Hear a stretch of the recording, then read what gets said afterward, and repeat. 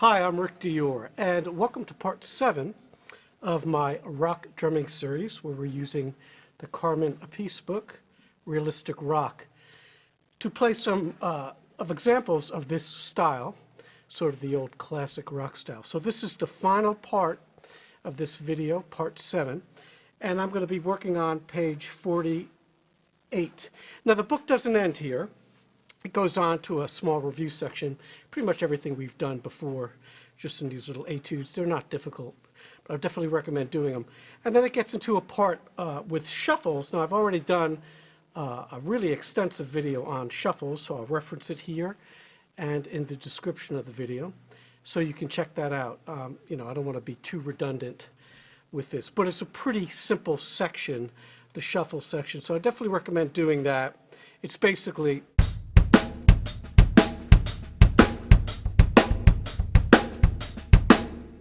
those kinds of shuffles. So look at that. And then there's also a double bass section. And I've done an extensive video on that as well. And I will also post that here on the screen and in the description, so you can check that out. And then he does have some fills, some rock fills and things like that. I'm going to do a separate video on that at some point, just some of my fills. I think fills are a real subjective thing, so you can transcribe or copy out fills, but it's very personal for me anyway. So that's another section of this that you can take a look at. But I need to move on to some different things. I need to move these drums away and get some other drums out here. I have a bunch of recording sessions coming up, and so this particular series I recorded in a couple days. So I'm probably spanning these, releasing them over maybe a couple months. But that's the way I do it, because I don't have a lot of time to sit there. I don't really edit, but I kind of have to prepare the videos and everything like that. So anyway, that's what's up with this. I hope you enjoyed this series. But today we're going to do this one page. I thought it was important because when I was a kid and I came across this, I was really interested in it. It was kind of new for me to have this kind of doubling up of the bass drum and the snare drum. Now, he calls this polyrhythms. These are not really polyrhythms. A real polyrhythm is 2 against 3, so.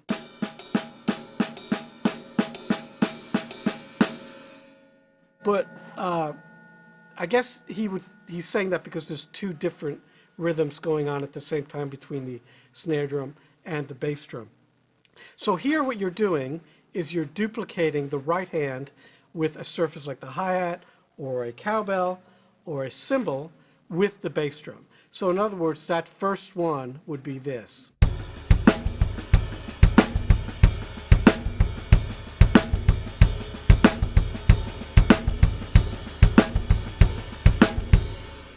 And fast, it would be this.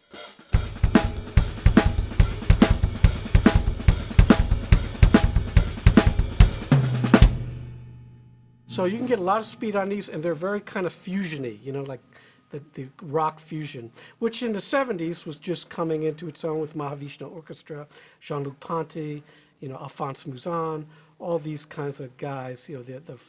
Tony Williams obviously basically invented it with Lifetime.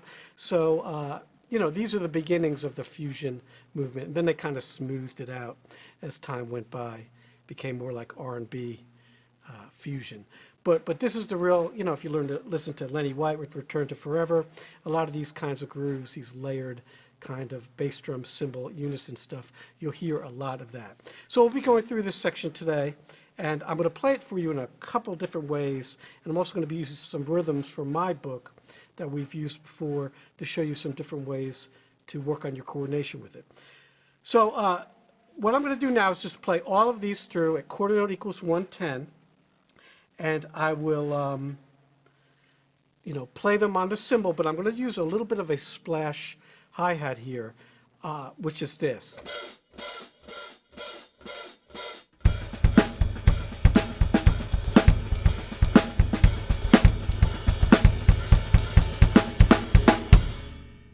And basically, I'm doing my foot like that, okay? So I have videos on the channel, which I'll reference again, a lot of referencing today, with a whole video on several on splash hi-hat. So you can take a look at that But I like that sound. It's very distinctive, and you can really hear it.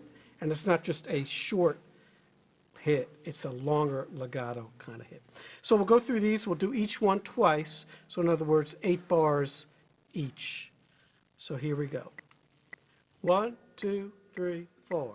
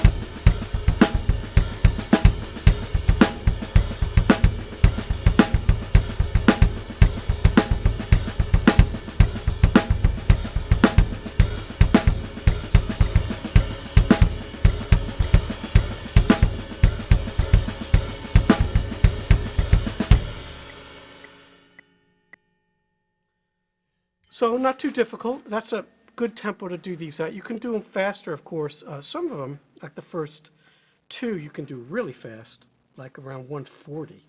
Play a little of that for you. 1, 2, 3, 4.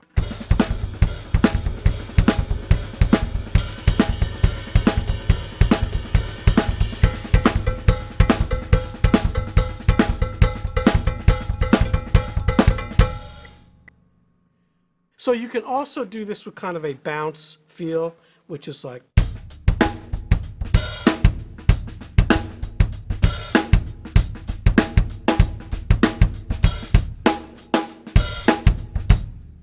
So let's talk about the more complicated, interesting way to do it. So again, like I said, when I was a kid, probably 13 or 14 years old, I discovered some different ways to do these that are not listed in the book. So basically, this is an ostinato here.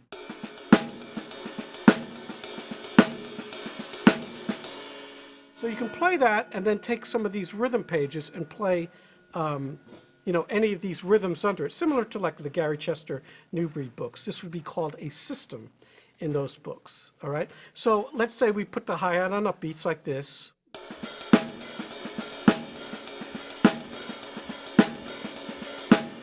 And we'll splash it so we can hear it well. And then we look at page 7 and we play some of these rhythms under it. So let's say we do it at a little faster, maybe quarter note equals 112. 1, 2, 3, 4.